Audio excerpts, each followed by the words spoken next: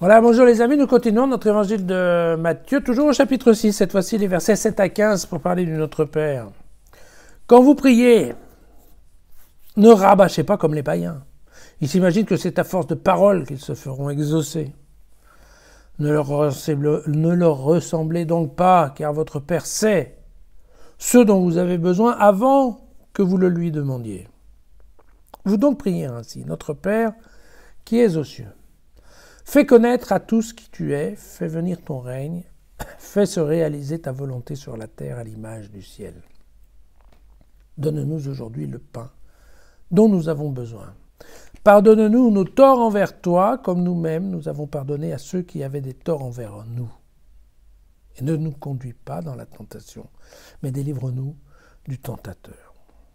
En effet, si vous pardonnez aux hommes leurs fautes, votre Père céleste vous pardonnera à vous aussi. Mais si vous ne pardonnez pas aux hommes, votre Père non plus ne vous pardonnera pas vos fautes. Voilà. Alors bon, je crois que si vous revenez dans la bibliothèque des vidéos, vous allez retrouver une explication complète du Notre Père, ligne à ligne, mot à mot. Et donc je pense qu'on va pas refaire ça à nouveau. Vous voyez que dans ce texte, il n'y a quand même rien de très difficile.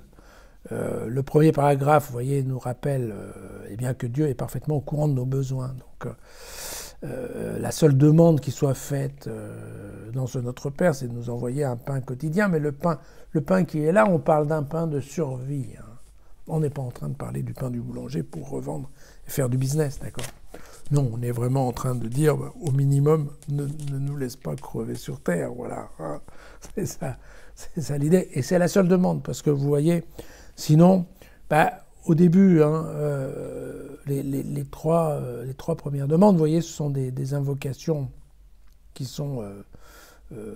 dépendent pas vraiment de nous, hein, puisque faire connaître à tous qui tu es, eh bien, vous savez, ça c'est l'identification, voilà, du seul Dieu, de Dieu, hein. C'était important à une époque où tout le monde priait n'importe quel dieu, entre autres les païens, d'accord ? Donc il fallait effectivement donner un nom. Mais vous voyez, après, faire venir le règne, voilà, c'est pas forcément dans les mains de chacun des fidèles, hein, c'est plutôt Dieu qui s'en occupe. Et puis, c'est un petit peu la même chose avec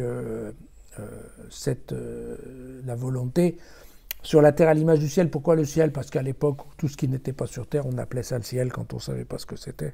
Et on imaginait que Dieu étant dans le ciel, eh bien, certainement, là-haut, les choses devaient fonctionner comme il le souhaitait. Voilà.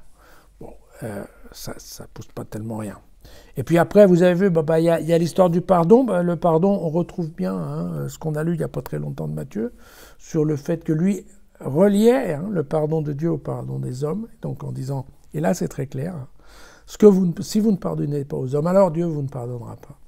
Bon, ce qui est assez discutable en fait, hein, parce que vous avez vu qu'après, quand on étudie Saint Jean, c'est pas tout à fait la même analyse, on va dire, du sujet.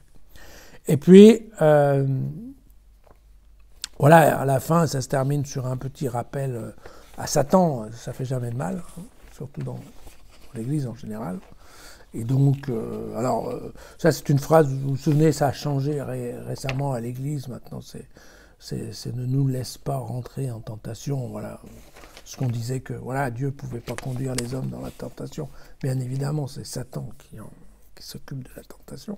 Mais c'est vrai que sur le sujet, si Dieu pouvait nous donner un coup de main pour résister, ça serait pas mal. Alors vous voyez qu'ici, en effet, globalement, hein, Matthieu insiste sur le fait qu'il serait bien qu'on ne passe pas notre temps à rabâcher et plutôt à utiliser une certaine parcimonie de paroles.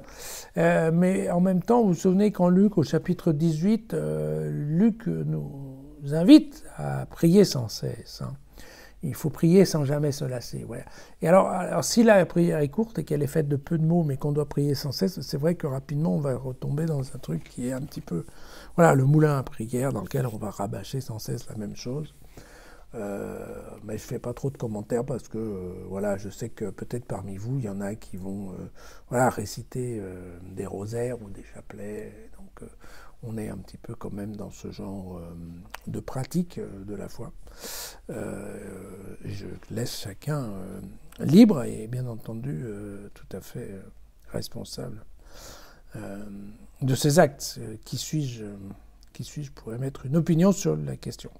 Mais ce qui est vrai, c'est que je crois que ce qui est important et qu'on ne dit jamais assez, c'est que dans le texte original, ce Notre Père, hein, c'est Abba en hébreu.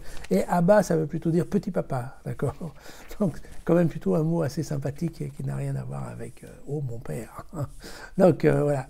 Voilà, donc on peut estimer que si Dieu est sympa, il va quand même nous pardonner beaucoup de choses. Hein.